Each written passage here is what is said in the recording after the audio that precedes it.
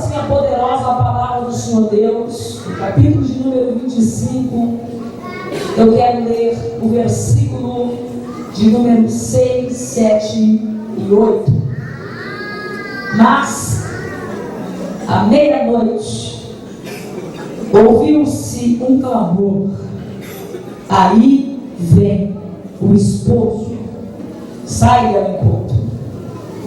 Então, todas aquelas virgens se levantaram e se prepararam, e prepararam as suas lâmpadas. E as loucas disseram então às prudentes: dai-nos do vosso azeite, porque as nossas lâmpadas se apagam. Amém? Amém. Olhe para alguém e diga: meia-noite. É a hora que ele vem. Podemos tomar assento. Glória a Jesus. Meus queridos irmãos, vocês têm a responsabilidade de estar com vocês aqui essa noite, como eu havia dito. Eu fiquei meditando, conversando com o Senhor Deus esses dias, pedindo ao Senhor uma revelação, uma orientação, uma inspiração, concernente ao tema das irmãs. O primeiro registro do Evangelho, segundo escreveu Levi, o filho de Alfeu, chamado Mateus. Todos nós sabemos que o Evangelho é um só. O Evangelho quer dizer boas novas, notícia dada de Deus aos homens. Mas foi dividido em 4 registros. O primeiro que escreveu foi Mateus, o segundo que escreveu foi Marcos, o terceiro que escreveu foi Lucas, e o quarto que escreveu foi João. E por que o Evangelho foi dividido em 4 registros? Foi dividido em 4 registros segundo, porquanto existia 4 classes de povos na época. A primeira classe de povos que existia na época de Jesus eram os judeus. Os judeus que esperavam o Messias rico, o Messias semelhante a Davi, a Salomão, que viesse restaurar o reino deles, porque eles estavam subjugados nas mãos de Roma. Eles queriam a liberdade, eles queriam ser como eles foram outrora, mas eles nunca aproveitaram da liberdade que Deus havia dado. Todas as vezes que Israel se via livre, eles voltavam a fazer o que parecia mal aos olhos do Senhor. Desde os primeiros tempos, desde os primórdios do século, Deus havia estabelecido a liberdade, não libertinagem, liberdade, ao primeiro casal que ele estabeleceu no Éden. E desde então, em toda a história do povo de Deus, a nação escolhida, selecionada, nós sabemos o que essa liberdade virou. Então agora, quando o Senhor Deus vê que eles sendo subjugados, eles buscam a Deus, eles são mais santos, eles têm mais vontade de clamar ao Senhor, Deus então permite que eles fiquem subjugados, para que eles se aproximem mais de Deus. E agora, os judeus estão nas mãos dos romanos. A segunda classe de pessoas que existia na época eram os romanos. Entre os 5 maiores impérios, como Daniel escreveu no seu livro, na estátua, na revelação, 5 impérios que o Senhor Deus levantaria, o último foi os romanos. Os romanos, que eram velozes e capacidade em guerra, conhecidos como leões do deserto, leopardos famintos, eles venciam todas as batalhas. E alguém perguntava como eles conseguem. Eles tinham um escudo, e esse escudo carregava a imagem de César. E quando eles saíam para a batalha, eles se preparavam antes. E eles diziam: vamos lutar por César e por Roma. Eles eram totalmente fiéis à sua nação. E quando Paulo estava preso em Roma, ele disse: eu descobri a estratégia. Eu descobri por que esses romanos são tão infalíveis e invencíveis na guerra. É porque eles lutam de 2 em 2. Enquanto um segura a espada, o outro vai pelejando. Enquanto um defende com o escudo, o outro vai guerreando. Eis aí o segredo da comunhão. O que 2 ligar na terra será ligado nos céus. A terceira classe de povos que existia na época de Jesus eram os bárbaros, eram os gregos. Os gregos que foram exemplos, Eles não tinham permissão de adorar o Deus de Israel.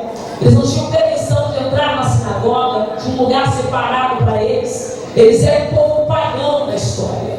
Era um povo que não tinha vez, um povo que não tinha como se achegar até Deus. Então Deus, pelo seu próprio poder, designa para eles também o Evangelho. Porque a vontade do Todo-Poderoso, o maior desejo do Eterno, é que ninguém se perca, mas é que todos se salvem. A quarta classe de povos que existia na época de Jesus, que a verdade é que ele vai levantar, não são romanos, não são bárbaros, não são gregos, não são judeus, mas é a igreja. A igreja que é composta de diversas classes de pessoas, é um povo tirado do mundo. A palavra igreja no grego quer dizer tirado do mundo. Vai para alguém e diga: você não é mais do mundo. Agora vejam comigo, senhores, o primeiro, segundo e o terceiro registro do Evangelho de Jesus, segundo escreveu Mateus, Marcos e Lucas, é considerado sinótico. A palavra grega quer dizer história comparada, narrativa quase igual, porque o que Mateus escreveu, Marcos também escreveu. O que Lucas escreveu, não tudo, mas Marcos também escreveu. Então Marcos, Lucas e Mateus são considerados sinóticos porque as histórias são bem parecidas. Agora, diferente é o quarto registro do Evangelho, porque quem escreveu foi João. E João andou com Jesus. João reclinava sua cabeça no peito de Jesus. João é aquele que na crucificação do Gólgota estava no pé da cruz dizendo: eu te amo, meu mestre, eu não te abandono nunca, jamais. Ele era o mais novo do grupo apostólico e Jesus deu para ele uma promessa, dizendo que quando ele ficasse velho, ele seria levado de um lado para o outro. Jesus estava dizendo que ele ia morrer de velhice. Mas o lindo é como ele escreve o quarto registro do Evangelho, a saber, a igreja. Ele destaca: o verbo se fez carne. Quando ele diz o verbo, ele está dizendo o poder da palavra. Observe que João é diferente dos três outros registros dos evangelhos, porque ele não fala do poder de Jesus, ele não revela os milagres de Jesus, ele não mostra os feitos de Jesus, mas ele fala sobre o poder da palavra de Jesus, porque ele está falando para a igreja, e a igreja não precisa de sinais para acreditar que ele é o Filho de Deus. A igreja não precisa de milagre para servi-lo. A igreja não precisa ver para acreditar. A igreja viva de Jesus, com milagre ou sem milagre, não deixa de entrar na casa do Senhor para adorá-lo. Porque o mais importante não é o que Jesus faz, o mais importante é o que ele é. Ele é o verbo vivo que desceu do céu pela sua vida. Tem alguém que é grato aqui a ele? Deixa eu ver. Aleluia. Mas dentro da revelação que o Senhor Deus deu às irmãs, o Evangelho segundo escreveu Mateus, o filho de Alfeu, revela-nos quando Deus, o Senhor, quer falar com a humanidade. A história da parábola das 10 virgens é como todas as outras parábolas. A palavra parábola no original significa história de Deus em linguagem humana. Toda vez que Deus quer se revelar ao homem, Deus fala em parábola para que o homem possa não ver apenas o visível, para que ele possa tocar no espiritual e depois no sobrenatural. Jesus está sentado entre todos os seus discípulos e a pergunta que não quer calar é: qual é os tempos dos fins? Nós queremos que o Senhor nos dê uma forma que possamos entender quando acontecerá essas coisas. Jesus está alertando os seus discípulos e todos aqueles que lhe ouvem estão assustados concernente ao tempo dos fins. Jesus fala de guerras, Jesus fala de tsunami, Jesus fala de abalo sísmico, Jesus fala de furacões, de vulcões, Jesus fala de pai contra filho, de filho contra pai. Jesus revela um tempo terrível, aonde a escuridão, as trevas se apoderará deste mundo, porque esse mundo jaz no maligno. Quando Jesus está sentado no Monte das Oliveiras e falando aos seus discípulos, agora ele vai falar não à humanidade, mas ele vai falar aos discípulos a história de Deus em linguagem humana. E como é que ele destaca essa história? Ele diz que o reino dos céus será semelhante a 10 virgens. Virgens não são mulheres, não são a noiva. As virgens, num casamento, eram aquelas que se preparavam para iluminar o caminho do noivo. A noiva ficava dentro de um tear, escondida dentro de véus, esperando o seu noivo, porque a noiva passava por uma série de preparações. Quando Jesus destaca as 10 virgens, ele está falando daquelas que vão entrar para as bodas. Jesus está falando do juízo final. Jesus está dizendo do julgamento de cada um que fez ou não fez as obras. Jesus está dizendo diante do Pai, cada um vai prestar conta da sua própria vida.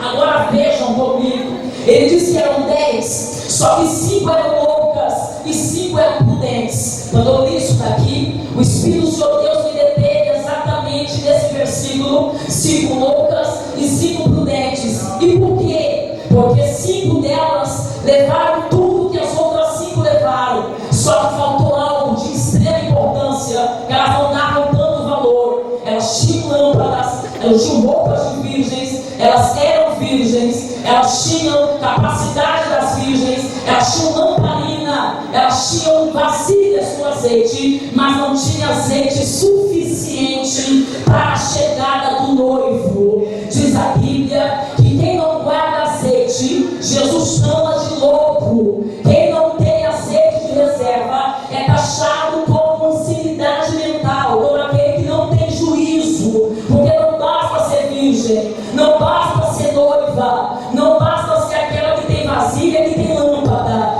Tem que ter intimidade, tem que ter preparação. Agora vejam as prudentes. As prudentes estavam determinadas e não ia ter o encontro do noivo e voltar. Elas estavam determinadas a chegar até as bodas. E quem está determinado a chegar até as bodas, Jesus diz que é prudente. Jesus diz que é aquela que realmente sabe o que é uma preparação. Agora deixa eu te explicar uma verdade.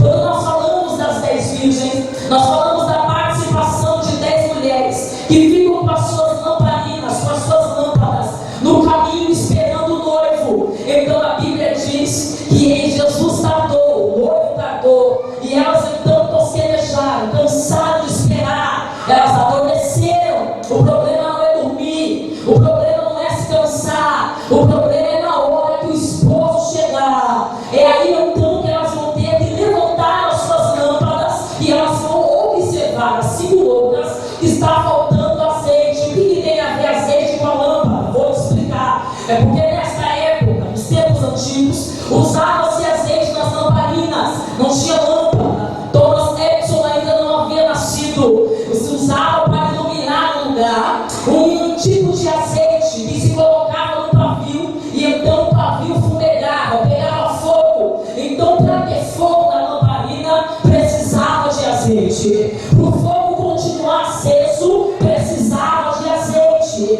Quando Jesus disse que as loucas não tinham azeite suficiente, Jesus está dizendo que elas se esqueceram do mais importante. E o que é mais importante, missionária, é o azeite. Beber como azeite é importante. Quando o noivo chega, as lâmpadas começam a se apagar, não tem azeite suficiente. Então elas vão clamar às prudentes, elas vão dizer às prudentes: dai-nos o vosso azeite, porque as nossas lâmpadas se apagam. E a prudente diz: nada disso, vai comprar, porque azeite não é transferido, azeite se vê através de preço, azeite se vê através de você pagar o preço. Deixa eu te explicar isso aqui, que eu estou gostando desse negócio. Observe comigo, igreja amada. As 10 eram virgens, diga comigo, eram virgens. As 10 tinham roupas de virgem, diga, tinham roupas de virgens. As 10 tinham lamparina, diga, tinha lamparina. Mas o segredo está no azeite. Quando eu li isso daqui, eu comecei a querer entender por que o azeite é tão importante. E eu descobri que para Israel o azeite é de extrema importância. Porque entre todas as nações, Deus ensinou Israel a extrair o azeite. Nenhuma nação era perito em extrair azeite como Israel. Israel era o único que sabia como extrair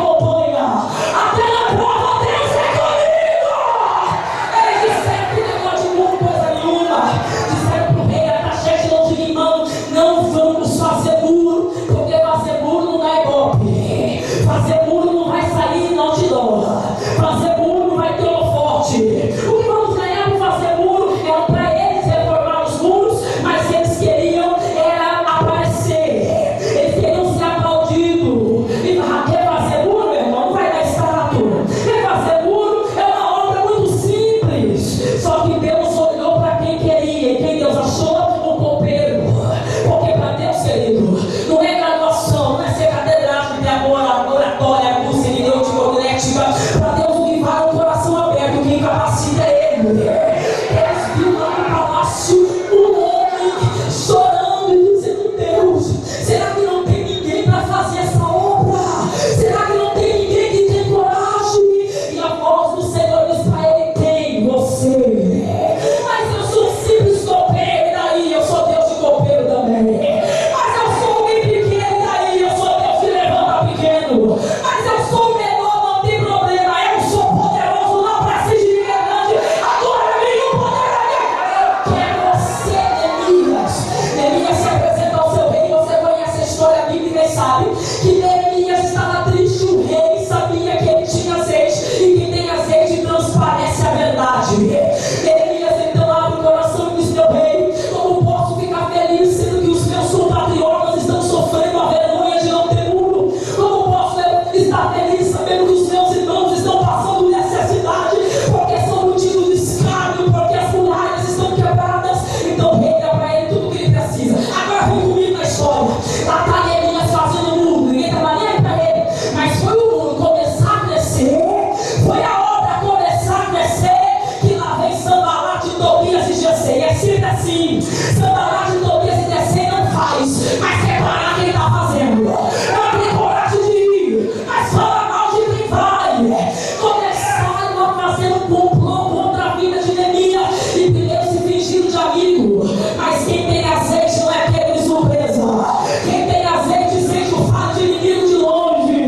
Levanta a mão para receber discernimento. Vai, discernimento. Neemias, não, eu fui chamado para fazer essa obra. Vocês não podem, porque vocês tiveram a oportunidade e não quiseram. Vocês deixaram passar a oportunidade de vocês. Agora é a minha vez. Agora é meu tempo. Querido, deixa eu contar uma coisa para você. Deus conta com você, mas Deus não depende de você. Ele vai lá fora, pega a prostituta homossexual, lava o sangue de Jesus e coloca para fazer. A obra continua. Lá está Neemias fazendo muro e tendo que trabalhar com a espada na mão, porque ele está sendo ameaçado de morte. O que me impressiona é a coragem dele, porque tem gente, pastor Jairo, que em qualquer situação ele abandona a posição, qualquer luta ele desiste. Se alguma coisa deu errado na vida dele, ele entrega a carteirinha. Olha para alguém e diga: não é tu não, né, crente? Tu é crente ou é saco de pipoca? Missionário está sendo ameaçado, maior é quem está contigo. Missionário está sendo perseguido, maior é quem te capacitou para essa obra. Missionário estão falando de mim, vai morder a língua. Não sai da posição que Deus te colocou. Neemias diz aqui: não sai daqui, ninguém me tira. Diz que eu vou mandar carta para o rei, manda carta para quem vocês quiserem. A maior carta eu já tenho no pão. A de Deus, a de Deus, a de Deus. Se Deus te deu a liberdade de ir, vai. Mas se Deus não deu, não vai. Faça o que Deus mandou você fazer e nada mais. Neemias não desce, não desce, não desce. E a Bíblia diz que chegou o tempo de Deus resolver os perseguidores de Neemias. Eu vim profetizar que quem está te perseguindo vai ter um encontro com o teu Deus da curva. Eu vim dizer que quem quer ver para desgraça vai encontrar com o teu Deus no caminho. Não, você não entendeu, eu vou falar de novo. A justiça não é tua, a justiça é do Senhor. Coloca na mão dele que ele vai resolver. Ele vai resolver. Se agora quem está no teu lado já está dormindo, crente, acorda. Deus vai resolver essa semana. Essa semana tem resposta de Deus. Deixa eu ver quem quer, deixa eu ver quem pega, deixa eu ver quem está recebendo.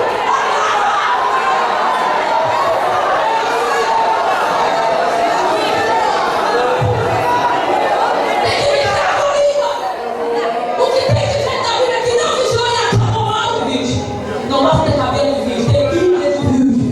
Não basta ter nome de crente. Está com o nome na carteirinha da convenção. Você tem que ter azeite. E tem que vigiar. Terceira forma de vigilância. A Bíblia diz que nós precisamos vigiar com as atitudes, vigiar com os nossos atos. Não basta dizer que somos povo de Deus. Temos que tomar cuidado com as nossas atitudes. O apóstolo Paulo disse: irai-vos, mas não pequeis. Não se põe o sol na vossa ira, porque uma pessoa irada fica cega. Uma pessoa que age no calor da emoção toma decisão precipitativa. precipitada e somos refém das nossas atitudes. O que você decide hoje é o resultado do que está chegando para a tua colheita amanhã. Deus está dizendo para alguém: não faça nada de cabeça quente, não faça nada precipitadamente. Tem gente que toma atitude precipitada e depois fica chorando pelos campos. Cadê Deus que não me falou? Cadê você que não orou hoje e pediu para Deus acalmar teu coração? Cadê você que não orou hoje e pediu para Deus fazer na vida, na tua vida, o que Ele quer que seja feito? Deus está falando com alguém aqui essa noite que saiu de casa dizendo: não volto mais. Essa semana ruim, má, assunto aqui, vou acabar com tudo. Deus está dizendo: não faça nada de cabeça quente, calma. Porque se você agir precipitadamente, você pode se arrepender pro resto da sua vida. Olha o Deus que te ama te alertando. Olha o Deus que cuida de você dizendo: calma. Pega na mão de alguém e diga: calma, vai passar. Esfria a cabeça. Nós temos um ditado que quem está nervoso, quem está bravo tem que pescar. Está nervoso, vai pescar. Sabe a mulher que fica brava com o marido? Sabe o marido que fica bravo com a esposa? Lavaram as mãos e não voltam mais. Precisamos tomar calma. Precisamos vigiar nas nossas atitudes. Pais, filhos, precisamos tomar cuidado com as nossas atitudes. Uma vez, uma mulher me procurou dizendo que não aguentava mais a briga do marido com a filha mais velha. A filha mais velha havia se rebelado, entrando no rock and roll. Ele era pastor de igreja, estava atribulado com aquela moça. E ele vivia brigando, discutindo, os dois batiam de frente. E ela disse: missionário, não sei o que fazer. Eu fico no meio do fogo cruzado. Eu disse para ela: calma. Ela queria levar a filha para outra escola, subir com a filha daqui, levar para lá. Eu disse para ela: calma. O que eu faço, missionário? Eu disse: ora, filha. Chega na tua casa e fala: Satanás, na minha casa tu não reina. Começa a pedir que Deus traga paz e calma para minha casa. Até que um dia ela teve um sonho orando assim. E ela sonhou que ela comprava um buquê de flores e escrevia uma carta dizendo que foi o pai que havia feito. E colocou na cama da filha. Quando a filha chegou, nunca teve uma demonstração do seu pai de amor, só de briga, de grito, de xingo. Quando ela leu a carta, ela foi correndo no escritório do pai. O pai era dentista, ela abriu rapidamente o consultório, abraçou o seu pai chorando e disse: eu também te amo, pai. Eu também me arrependo, pai, de tudo que eu te falei. O pai não entendeu nada. Quando chegou em casa e perguntou para a mulher disse: você não sabia como agir, mas Deus me deu a sabedoria. Levanta a mão para receber, pai. Eu vim para profetizar, recebe aí. Quem tem que sair da tua casa não é teu filho, não é teu marido, não é tua mãe, não é teu pai.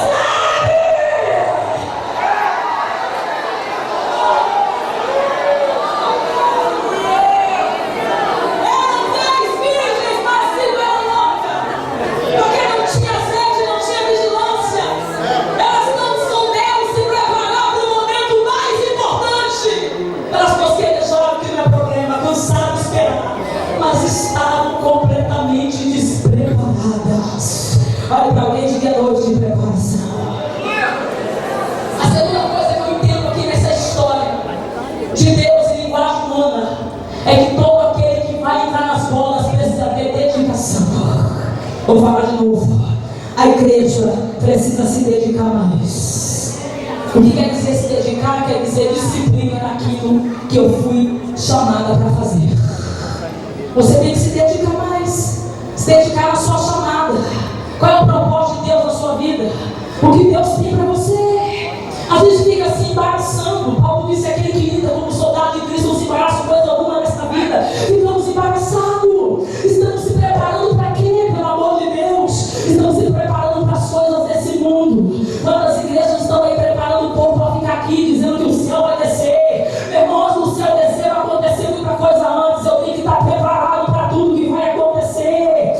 Eu preciso me preparar naquilo que Deus colocou na minha mão. Olha para a tua mão, diga: tem talento aqui, tem potencial aqui. Qual foi o talento que Deus te deu que você enterrou? Qual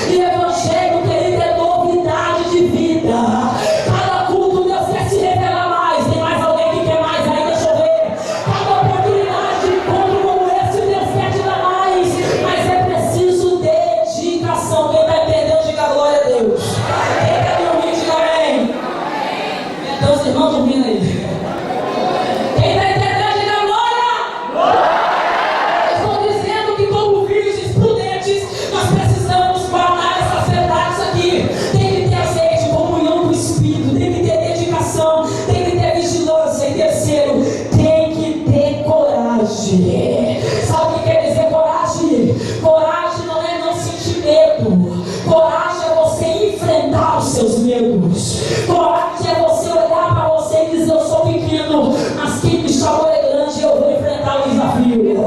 A muralha é grande, missionário, e daí? Se você tiver coragem, meu irmão, Deus vai fazer a muralha retroceder. Missionária, eu não sei se eu consigo. Pega na mão de alguém e diga: recebe essa capacidade aí. Deus está derramando uma unção poderosa sobre as nossas vidas no segundo dia dessa festa. Deus está chamando as nossas atenções do mundo espiritual, porque Deus nos deu vestes. Deixa eu te falar concernente essas vestes. Quando eu falo de vestimenta, biblicamente falando, existem 3 tipos de vestes. Estou falando de coragem. Coragem para cuidar das suas vestes. Você tem vestes. As vestes da igreja é diferente. A igreja tem 3 tipos de veste, biblicamente falando. A primeira veste que a igreja tem é a física. Essa veste que você está usando aí, você tem que cuidar dela. Que tipo de roupa você está usando, minha filha? Que tipo de roupa você está usando, meu filho? Temos que tomar cuidado. Paulo disse: se você faz seu irmão pecar, você também está pecando com ele. E meu irmão, que no vigia eu vou falar. Eu viajo no Brasil, meu irmão, 27 estados do Brasil, já fui para 15 países. E tem lugar que eu tenho que botar a mão no olho do meu marido e falar: não é não, pelo amor de Deus, porque é uma pouca vergonha. Olha para tua irmã e diga: tem que tomar cuidado com a veste. Tem que tomar cuidado. Os irmãos apertadinhos, meu Deus, que você olha para a calça do irmão e fala: que é isso, irmão? Tu tá indo para onde, meu filho? É balada gospel, é? Eu pensei que você estava indo para a glória, meu filho. É pro céu que você estava indo. Tem que tomar cuidado com essas coisas, porque Deus te deu essas vestes. E essas vestes têm que ser moderadas. Não estou dizendo sobre calça, sobre saia. Estou dizendo de cuidar de você. Você tem que ter discernimento e saber que roupa tu está usando. Você coloca a roupa e olha para você e fala: e aí, tô gostosa? É do Satanás. Nada disso. Gostosa pro meu marido. Vai para a igreja, para fazer a obra, para poder ser igreja de Deus, para ser mulher de Deus, homem de Deus. Eu não tenho que estar boa, não. Eu tenho que estar modéstia. Eu tenho que estar vestida com modéstia e tenho que estar tapada. Olha para tua irmã e diga: olha Deus falando aí. Olha Deus falando aí. Mulher de Deus não tem que mostrar o corpo. Mulher de Deus tem que mostrar o poder, o azeite, a graça, a autoridade de Deus. Agora olha aqui para mim. A segunda veste que a igreja tem. Olha para o teu irmão e diga: é com você que Deus está falando. E é comigo também. Vou falar, meu irmão. Hoje é o nosso primeiro dia, amanhã tem mais. A igreja precisa cuidar das vestes. Nós temos 3 tipos de veste. A segunda veste, biblicamente falando, é a veste espiritual. Você sabia que tem veste espiritual em você? Missionário, não entende essa veste. Você tem que cuidar dela, você tem que adornar ela, você tem que proteger ela. E através da sua vida, em ter azeite, vigiar e tomar cuidado com o que você fala, não tocar na vida dos outros, e você se dedicar e ter coragem, Deus vai ataviando essas roupas.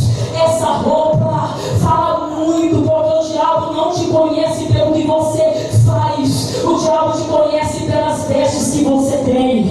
As vestes têm que ser lavadas no sangue do Cordeiro. Essa veste aqui fala de intimidade. Essa veste aqui fala de estar guardado naquilo que Deus quer para mim. Eu tenho que agradar os homens em primeiro lugar. Eu tenho que agradar a Deus. E agradar a Deus não é fácil, meu irmão. É você na contramão do mundo. O mundo lança moda. Quem não viu a propaganda, a tal da C&A, fazendo uma moça andar com a roupa, daqui a pouco a roupa da moça virou roupa de homem. O que é isso, missionária? É o diabo querendo distorcer as vestes. É o diabo querendo arrancar o que é santo. Mas aqui ele não tem autoridade nem poder, porque a igreja cuida das vestes. A igreja tem que, através dos adornos do Espírito, adornar as suas vestes espirituais. E como é que eu adorno essas vestes, missionária? Com caridade.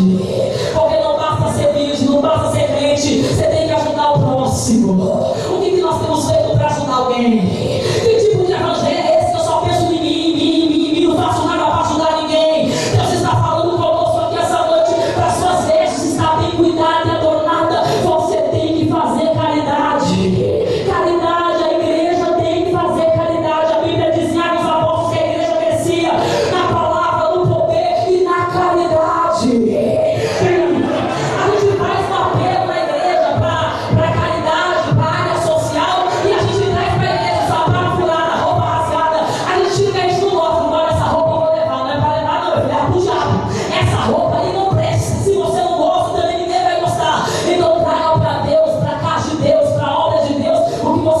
gosta.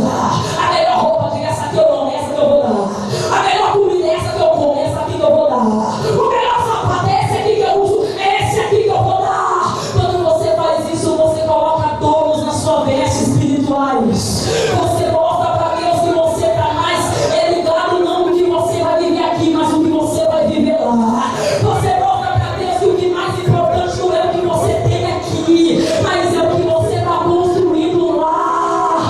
Oh, querido, buscar o reino do céu, a sua justiça, e tudo aquilo que você precisa vai ser acrescentado. Precisamos aprender a cuidar das nossas vestes. Eu estou falando de vestes espirituais. Missionária, qual é o culto dessas vestes? Quando eu cumpro a palavra de Deus, não o que eu quero, mas o que a palavra de Deus quer que eu faça. E o que é que a palavra de Deus quer que eu faça? A palavra de Deus quer que eu cuide dos feridos. A igreja está recebendo um poder que não é de Deus. Que poder é esse? De julgar a vida dos outros, de apontar a vida dos outros, de colocar a pessoa para fora da igreja. É tão difícil ganhar aula, meu irmão. Eu fui pregar no interior e tinha uma senhorinha japonesa na porta da igreja. E quando entrava alguém, ela dizia: rapaz, essa roupa não pode entrar na igreja, não. Volta para tua casa, vai trocar de roupa. A pessoa não era crente, meu irmão. Quem faz a obra é o Espírito de Deus.